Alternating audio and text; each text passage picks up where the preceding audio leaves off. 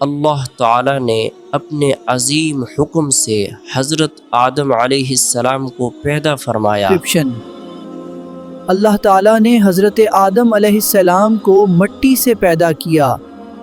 اللہ تعالیٰ نے حضرت آدم علیہ السلام کو جنت میں رکھا۔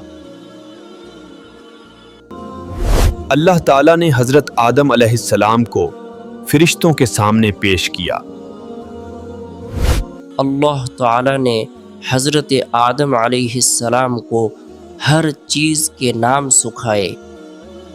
حضرت آدم علیہ السلام جنت میں خوشی اور سکون کے ساتھ رہتے تھے۔ اللہ تعالیٰ نے حضرت آدم علیہ السلام کو جنت میں ایک آزمائش دی۔ وہ ممنوع درخت کے قریب آئے۔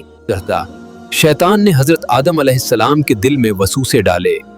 ان کا چہرہ اللہ کی روشنی سے ڈھکا ہوا تھا۔ حضرت آدم علیہ السلام نے انسانیت کی پہلی غلطی کی۔ انہوں نے ممنوع پھل کا ذائقہ چکھا۔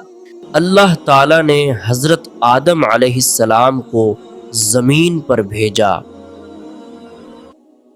حضرت آدم علیہ السلام زمین پر نئے آغاز کے لیے آئے۔